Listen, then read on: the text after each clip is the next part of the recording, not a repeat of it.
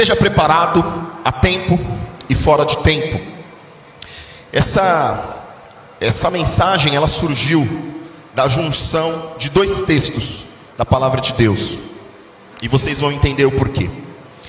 E vocês me permitem tirar vocês um pouquinho da zona de conforto de vocês? Pode? Pode dar uma puxada? Tá tudo bem? Então vamos embora. Nós estamos vivendo dias, querido, que a única instituição responsável por transformar a nossa sociedade é a igreja. Por quê? Porque a igreja é o corpo de Cristo na terra. A igreja, ela são os pés que vão, as mãos que tocam, os braços que abraçam e a boca que anuncia o evangelho. A igreja, queridos, ela é o fundamento moral, ético e de princípios de uma sociedade. A igreja local em uma cidade, ela é a esperança da glória de Deus. Porém, a igreja somos nós, querido. Todos nós, cada um de nós, somos a igreja. Eu vou conectar muito essa ministração com a missão Oikos. Por que também? Eu tenho uma certa semelhança com o testemunho do pastor Stanley. Porque quem cumpriu a missão Oikos na minha vida foi a minha mãe. De uma vida profundamente suja, miserável, de muito pecado. Eu costumo falar, eu amava o mundo. Eu amava o mundo e as coisas que no mundo tinha. E automaticamente me tornava inimigo de Deus. Então alguém de muito perto foi um instrumento para anunciar tão grande salvação para a minha vida. Porque fato é, eu estaria morto. Fato é, queridos. Então alguém que entendeu essa mensagem, e Deus é um Deus inteligente, porque é muito bom, Ele salva alguém dentro da sua casa, e aí depois vem crer no Senhor Jesus, e será salvo tu e a tua casa. Mas lá dentro precisa ter alguém que verdadeiramente... Agora, presta atenção nisso aqui, queridos. Que verdadeiramente nasceu de novo. Da água e do Espírito. Que verdadeiramente teve um encontro real com Jesus. Seja ele simples, seja ele espetacular. Seja uma brisa suave, seja um furacão. Não importa. Eu tive um testemunho muito, muito impactante, sobrenatural. Foi a minha experiência. Foi quando eu encontrei Jesus em 2005. E essa experiência foi muito forte. Ela não anulou a minha vida de cometer erros ao longo da caminhada. Mas eu nunca mais, em 20 anos, olhei para trás. Tamanho a experiência que eu vivi com o Cristo. E queridos, o Evangelho é algo poderoso. Existem 3 máximas no Evangelho, que é: eu recebo Jesus, eu celebro Jesus e eu compartilho Jesus. Não tem coerência se eu disser para você que eu tive um encontro verdadeiro com Jesus, verdadeiro, eu me alegrei muito, a minha vida foi transformada de fé em fé, de glória em glória, dia após dia, o Senhor trabalhando e até hoje trabalhando. Um encontro real mesmo. E a consequência disso é que você se torna um pescador.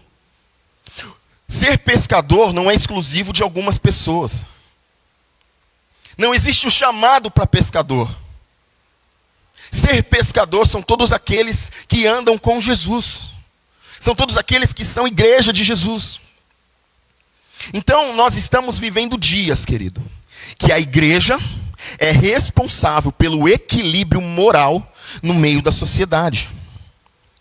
A igreja, a instituição cristã na terra, é a única instituição que trata a vida do indivíduo pelo convencimento. Nós somos convencidos pelo Espírito do pecado, do juízo e da justiça. Nós somos convencidos de dentro para fora. Nós somos tratados lá dentro. Essa revolução que vivifica o nosso espírito e permite que a gente se relacione com Deus de uma maneira íntima e imaterial, porém espiritual.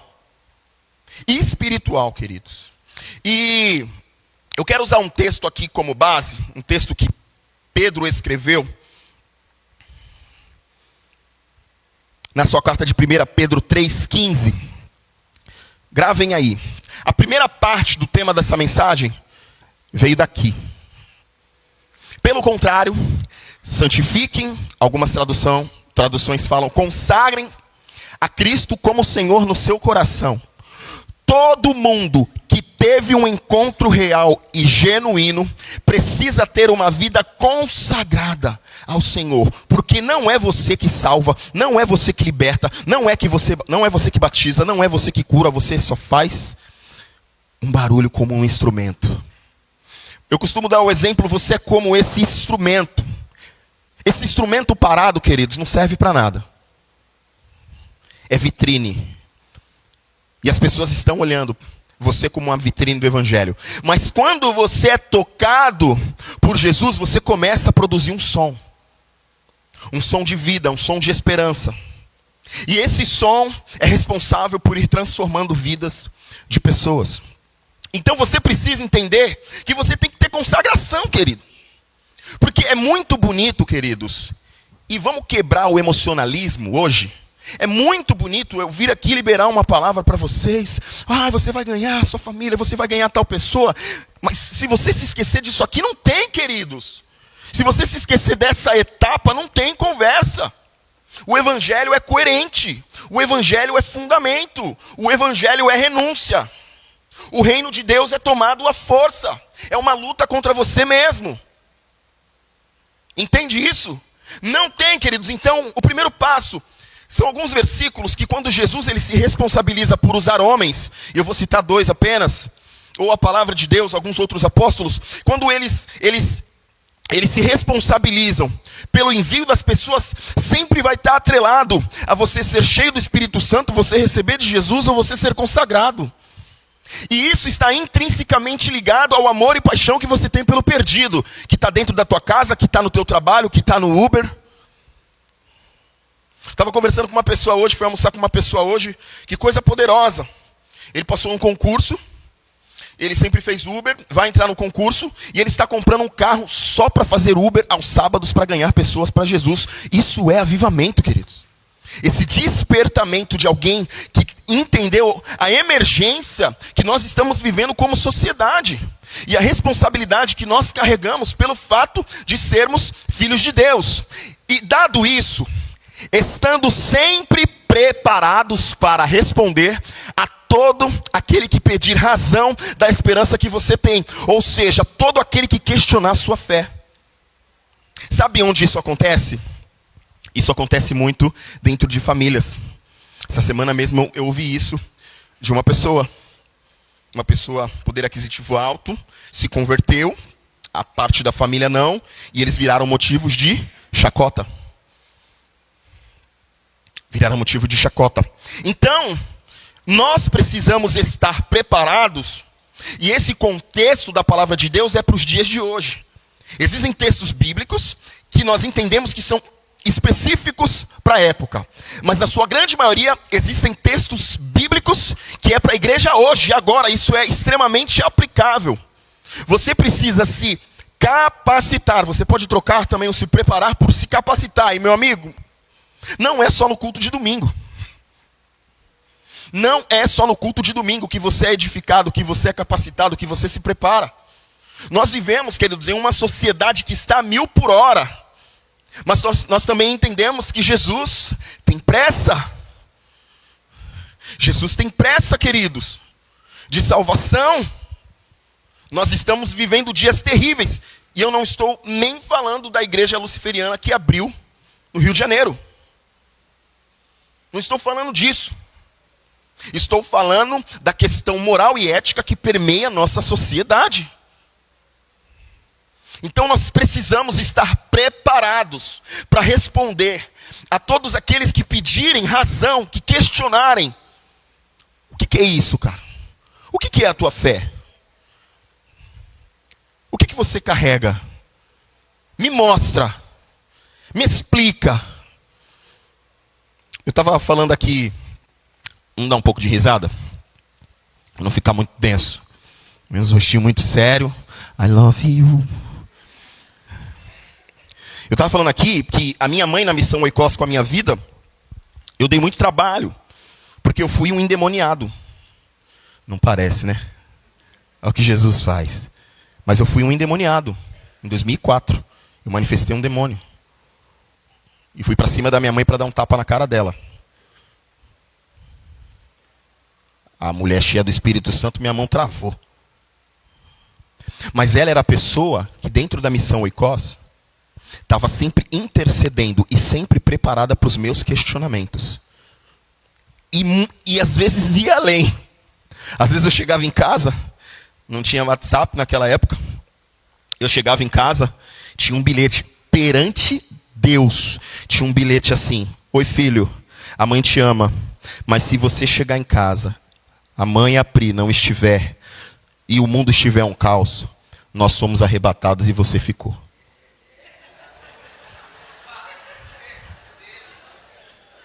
Como não tinha WhatsApp, queridos, mãe, pelo amor de Deus, tá tudo certo. Não vi nenhum carro batido, nenhuma. Mas era nesse nível. Todas as vezes que eu chegava em casa das madrugadas, embriagado, cheio de droga, eu só ouvia o gemido, o clamor, a dor de uma mãe pagando preço por um filho que estava à beira da morte. O diabo apostou todas as suas últimas fichas, querido. Mas para a glória de Deus, há 20 anos atrás, ele perdeu. E perdeu feio, querido. Perdeu feio para a glória de Deus. Porque o baque que nós já demos no inferno, falou isso, para a glória de Deus, já foi muito grande. Já foi muito grande. Mas nós precisamos estar preparado. Por favor, próximo, Gu. Tá com um delayzinho, gente, que nós estamos ajustando um programa. Só um pouquinho de paciência, né, Gu? 10, 9, 8. Sem pressão, 7. Vai. Mas façam isso. Isso aqui, queridos, para um contexto familiar, isso aqui é tudo. Façam isso com mansidão e temor. Outras traduções, NVT, por exemplo, vai dizer: façam isso de forma amável. Você não está aqui para ganhar uma discussão, você está aqui para ganhar uma alma. Você não é advogado de acusação, você é servo de Cristo. A lógica, a matemática para nós é descer, quantas vezes necessário for. Então, com mansidão, temor, com boa consciência, de modo que naquilo em que falam mal de vocês, fiquem envergonhados esses que difamam a boa conduta que vocês têm em Cristo Jesus. O testemunho dessa pessoa estava relacionado a isso. Ela sendo motivo de chacota, uma pessoa relativamente muito bem posicionada na sociedade, mas motivo de chacota, de sarro. E isso, queridos, é uma chave, porque quando você age com sabedoria, com mansidão, de maneira amável, se fazendo de tolo para ganhar o tolo. Quantas vezes Paulo se fez de tolo para ganhar o tolo? Quantas vezes você teve que se vestir de uma estratégia para ganhar pessoas para Jesus? E esses que envergonham, queridos, quando vê a sua boa conduta, o que é boa conduta, queridos? É posicionamento, é comportamento. O teu comportamento aponta para Cristo ou não? Vamos lá, será que na tua empresa o teu comportamento aponta para Cristo? Será que quando ninguém estiver vendo, o teu posicionamento aponta para Cristo? Aqui todos nós estamos apontando para Cristo. E lá fora, dentro da tua casa, o teu posicionamento aponta para Cristo? Os casamentos apontam para Cristo? Aonde ninguém vê. Vocês conhecem o milagre da calçada? O milagre da calçada é o seguinte: é aquela família de crente que quebra o pau na frente dos filhos, quebra o pau, conduta feia, conduta que não aponta para Cristo, mas quando pisa na calçada da igreja, tcharam, paz do Senhor, tudo bem? Tudo bem. Tá firme? Tá firme? Tá firme. Caminhando? Caminhando? Ah. E dentro de casa, como vai ganhar? Como vai impactar? Porque não é você, é Cristo em você. Se não tiver consagração, não vai, querido. Não adianta. Atos, capítulo 1, versículo 8. Eu amo as palavras de Jesus, principalmente, e do apóstolo Paulo, quando ele fala acerca das últimas palavras dele. Percebam algo poderoso. Quando Jesus está chamando a resposta para ele, de vocês serem testemunhas, e testemunha serve para quê, querido? Para testificar daquilo que viu e ouviu. A condição de você ser uma testemunha é você ser cheio do poder de Deus. Essa é a condição. Entenda isso. Para você fazer as coisas para Cristo, você precisa se consagrar. Para você poder fazer as coisas para Cristo, você precisa ser cheio. Mas receberão poder ao descer sobre vocês o Espírito Santo, e aí sim serão as minhas testemunhas. Aí sim.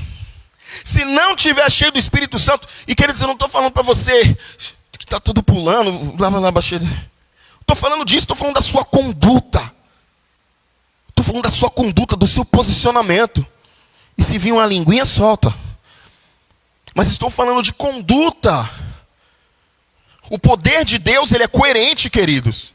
O poder de Deus, ele precisa nos transformar. E o último estágio dessa transformação vai reverberar em vidas. Porque eu entendo, queridos, assim como vocês, eu entendo os processos que nós passamos. Talvez muitos aqui estejam vivendo processos de conserto, processos de ajuste de pecado, vícios. Aí é difícil, querido. Não tem como. Se tiver iniquidade, se tiver escondido, não tem como. Porque aquele que não confessa não alcança a misericórdia. Aí não tem, queridos. Aí é simplesmente vir ao culto de domingo, receber um louvor maravilhoso e eu estou de fora do mover. Vocês entendem isso? É muito poderoso. A Bíblia se interliga completamente. A Bíblia é o livro mais responsável da face da terra. Não é de qualquer jeito. Entende isso, queridos? Não é de qualquer jeito. Depois a gente vai ver algumas últimas palavras do apóstolo Paulo também. Eu quero compartilhar 2 testemunhos bíblicos que falam acerca do que um encontro com Jesus promove. E você precisa fazer uma reflexão sobre o teu cristianismo. Você precisa constantemente estar analisando o teu cristianismo. Porque, queridos, um encontro com Jesus, ele promove algo. Ele promove algo, queridos. Primeiro, mulher samaritana, em João 4, 28. Não vamos falar aqui da experiência que ela viveu lá no poço. Nós vamos falar o que aconteceu depois com a mulher samaritana. Quando a mulher deixou o seu cântaro, foi à cidade e disse ao povo... Próximo. 10, 9, sem pressão. Programa novo, tá, gente? Está sendo testado. Não, aí é João 4, 28 e 29. Me ajuda. Deu ruim? Eu vou seguir aqui, tá? A mulher deixou sua vasilha de água junto ao poço e correu de volta para o povoado, dizendo a todos: venham, um homem que me disse tudo o que eu já fiz na vida. Será que não é ele o Cristo? Percebam, a primeira atitude dessa mulher a ter um encontro com Jesus é fazer o quê? É testemunhar. É anunciar. É contar para as outras pessoas o que Jesus fez. Hoje, Jesus não está mais andando na terra fisicamente aqui do nosso lado. Mas aí é muito mais poderoso, porque Ele está dentro de mim e de você. Já não vivo mais eu, mas Cristo vive em nós. E aleluia! Vocês entendem que é muito mais poderoso. Bem-aventurados não são os que veem, mas bem-aventurados são os que creem. Isso é muito, muito poderoso, queridos. Eu queria te fazer uma pergunta, uma provocação, coloca amor nas minhas palavras. Mas quando foi a última vez que o Espírito Santo te usou para ganhar alguém para Cristo? Quando foi a última vez que você se colocou em um propósito para ganhar os da tua casa? Se você não está fazendo isso, você vai ter a oportunidade de se colocar na brecha, principalmente pelos da sua casa. Deixa eu perguntar aqui de novo, quantas pessoas não têm os seus familiares totalmente salvos dentro da sua casa? Levanta a mão para mim.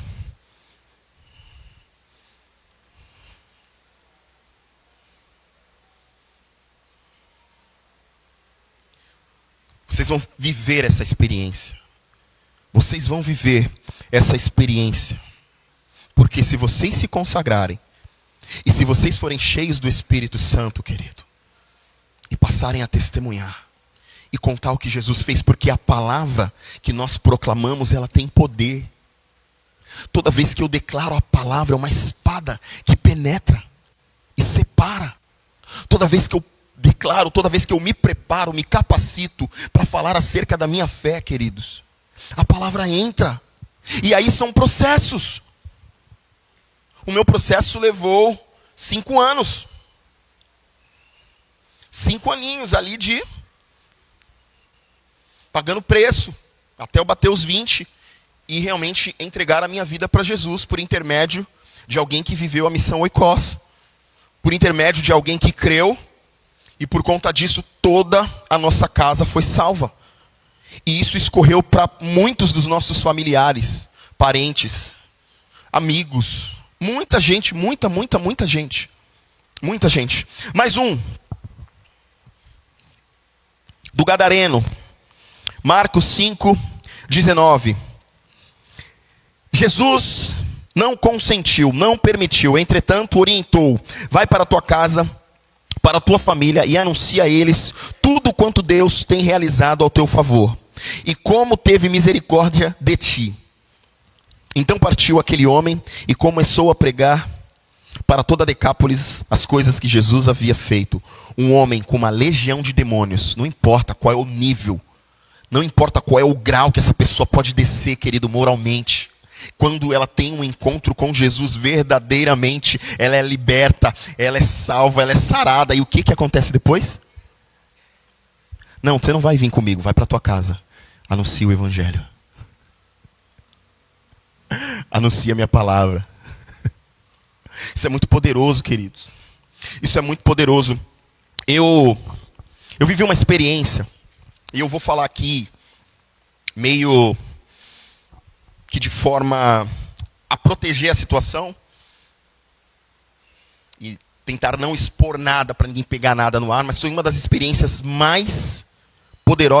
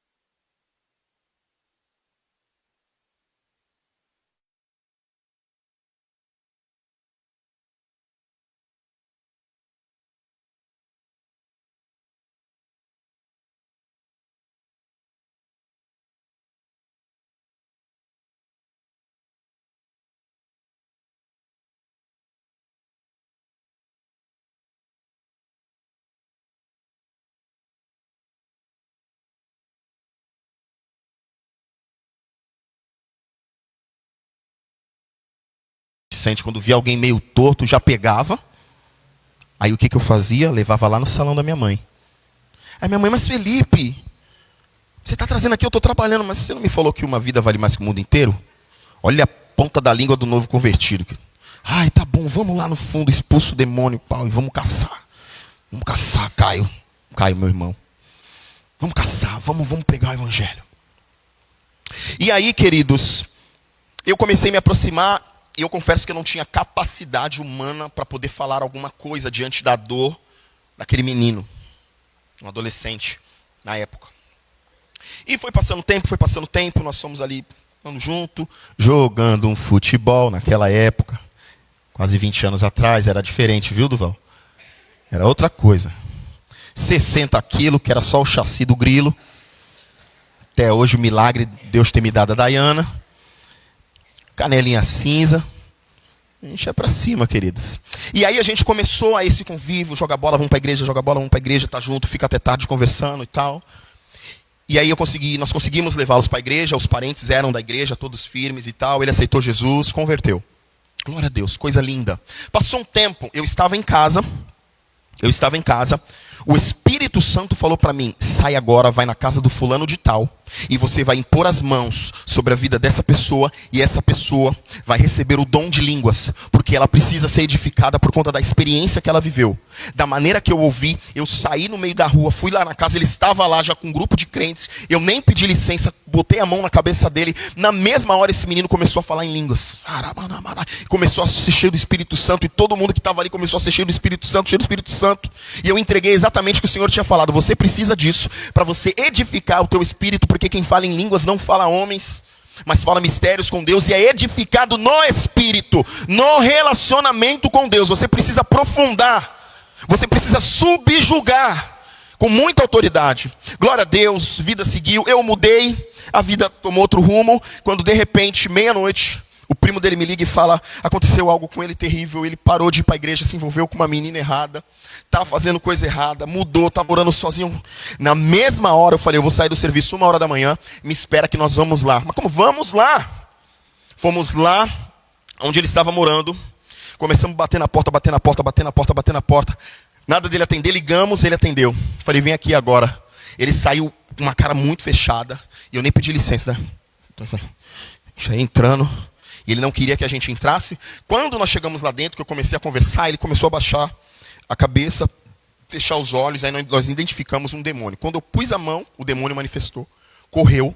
Resumindo, para a glória de Deus hoje, ele já é um homem, um jovem, pai de família, firmado na rocha, que é Jesus. Mas por que eu estou contando isso? A experiência que nós temos com Jesus promove, querido. Ele liberou perdão para a mãe. Lembrei do testemunho da Rafisa. Ele liberou perdão para a mãe. Vida seguiu. Nós precisamos estar posicionados, querido.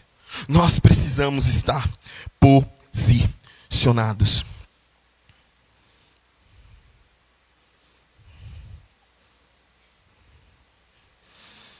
Existe algo aqui muito poderoso, porque desafios, dores, lutas, todos nós temos.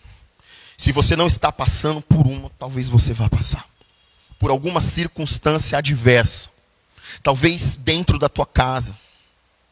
Mas existe uma promessa de Jesus lá em Mateus capítulo 28, lá no finalzinho do versículo, e ele prometeu que estaria conosco todos os dias. Todos os dias nós temos o Cristo. E mediante ao nível de consagração que eu tenho, mediante ao nível de relacionamento, de intimidade que eu tenho, mais eu sou usado. É uma matemática certa, queridos.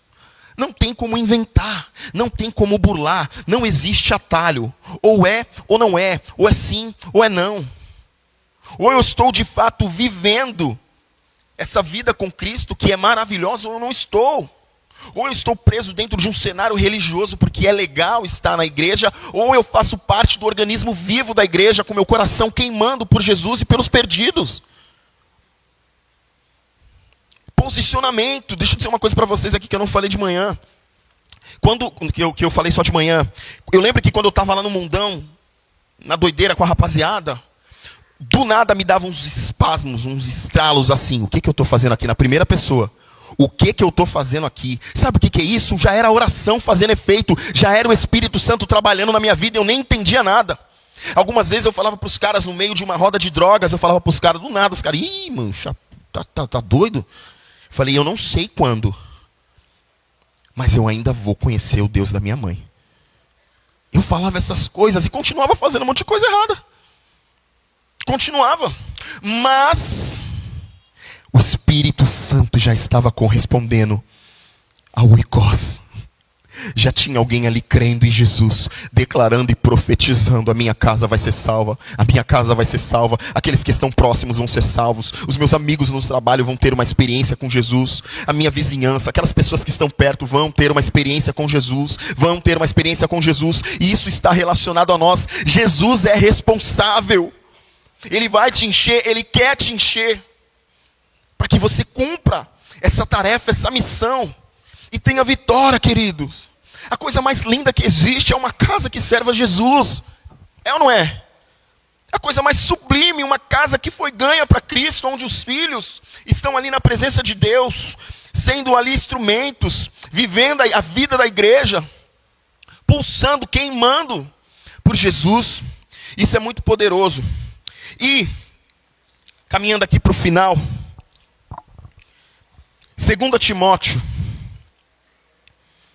eu vou direto aqui, tá? 2 Timóteo 4, versículo 16 e 18, são também últimas palavras do apóstolo Paulo. Quando ele escreve a Timóteo, ele já estava findando a sua vida, já estava perto do seu martírio, já estava acabando. Percebam, olha a circunstância e olha o que esse homem declara diante dessa circunstância. Na primeira vez que fui levado perante o juiz, ninguém me acompanhou. Todos me abandonaram. Que isso não seja cobrado deles. Mas o Senhor permaneceu ao meu lado e me deu forças. Ponto. Mateus 28, final do versículo. E eu estarei com vocês todos os dias. É com Paulo, é com a Adriana, é com o Ricardo, é com o Mateus, pastor Stani, pastora Dani. Levanta a mão, levanta a mão. Todos os dias, todos os dias. Jesus está com você. Todos os dias, Jesus está com você. Todos os dias, isso é promessa. Isso é promessa. Utiliza disso, utiliza disso, utiliza disso, utiliza disso. Isso não é brincadeira, isso é o nosso Cristo que morreu e ressuscitou e hoje vive em nós. É por isso que as coisas acontecem. É por isso, porque Ele está em nós. E olha o que esse homem passou, o que me deixa perplexo e admirável com esse apóstolo que isso não seja cobrado deles, mas o Senhor permaneceu ao meu lado e me deu forças para que eu pudesse anunciar as boas novas plenamente, a fim de que todos os gentios ouvissem. E Ele me livrou da boca do leão. Sim, o Senhor me livrará de todo ataque maligno e me levará em segurança para o seu reino celestial. A Deus seja a glória para todos sempre. Amém, amém. Mesmo diante da perseguição, mesmo diante da tribulação, mesmo diante das situações adversas, você não está vendo o seu familiar convertendo, você não está vendo as coisas acontecer, mas Ele está trabalhando, Ele está comigo, Ele está com você. Foi promessa. Acabou, queridos, a gente só precisa colocar em prática. E aqui de fato eu findo com o último versículo, que também faz parte das últimas palavras do apóstolo Paulo a Timóteo.